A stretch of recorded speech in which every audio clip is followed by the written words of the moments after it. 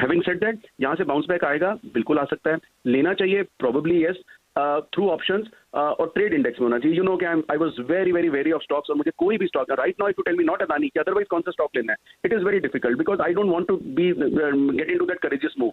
But is panic ka fall if you want to buy for 4 hours? Answer is no. You want to buy for 4 days? Answer is no.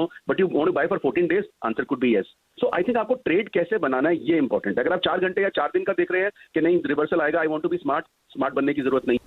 अनुज, अगर undue panic होता, मतलब panic तो है, अगर undue होता तो इसमें ना एक बीच बीच में बाउट्स आते हैं रिवर्सल के, बट वो बाउट्स ना देखने को मिल नहीं रहे हैं। सो आई थिंक मतलब if somebody wants to buy, normally इसी what is the obvious trade, एक ऑब्वियस ट्रेड होता है, हर फॉल पे लगता है कि इससे नीचे क्या, इससे नीचे क्या, but yes when there is this kind of a panic, and this panic is after कि कल की एक्सपायरी के बाद, मतलब मंथली एक्सपायरी, वीकली एक्सपायरी खत्म होने के बाद इतना बड़ा फॉल आना, that is not just out of positions. Normally क्या होता है कि इस फॉल को सबसे बड़ा ट्रिगर मिलता है when the positions are overbought, monthly expiry है, वीकली एक्सपायरी है, सब कटने के बाद जब ये हुआ है तो that means definitely there is something serious, that is the call. तो अभी क्या कर सकते हैं, but one thing is for sure, इस पैनिक में बेचना नहीं है, मतलब आपको बेचना नहीं है, आपको रिवर्सल की वेट करनी है, क्योंकि हम जिस रेंज की बात कर रहे थे 17,800 वो टूट चुकी है। 17,800 टूटने के बाद if you think 17,200 possible, very much possible. So अगर कोई बाउंस बैक की मुझे कॉल लेनी है, that will be temporary trading bounce back for a trading move, not for investor. मैं इन्वेस्टर के लिए तो अभी भी कंफर्टेबल नहीं। बिल्कुल, रेंज तो टूट चुकी है, इसमें अब कोई डाउट नहीं है। 17,800 वाला अब 17,550 आ गया।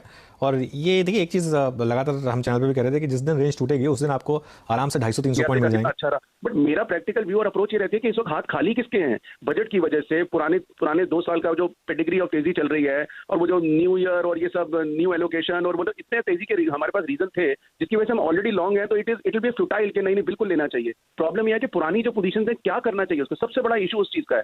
सो for to be just be on the right side and sound good, नहीं तो बिल्कुल लेने वाला मार्केट है, लेने वाला उसके लिए जिसके पास है नहीं। प्रॉब्लम यह सब आई थिंक 17,600 के अराउंड की एक कॉल लेनी चाहिए और 17,800 की कॉल बेचनी चाहिए, and this is not a ratio spread, this is a 1:1 spread which one can take for the reversal of the overall market, and this is valid till 2nd February. तो 2nd February आज में 5 दिन है, तो वो जो budget की शायद अगर कुछ हो जाए, Anuj I am not too gung-ho about the budget because वो बजट एक्सपेक्टेशंस और बजट का ओवरबॉट है, that is the biggest issue which is affecting this market. And problem ये है कि Anuj, for anybody as an outsider today you want me to say is a good level to buy, yes there could be good stocks and maybe after 3 months हम कहेंगे यार देखा कितना अच्छा रहा, बट मेरा प्रैक्टिकल व्यू और approach ये रहती है कि इस वक्त हाथ खाली किसके हैं, बजट की वजह से, पुराने 2 साल का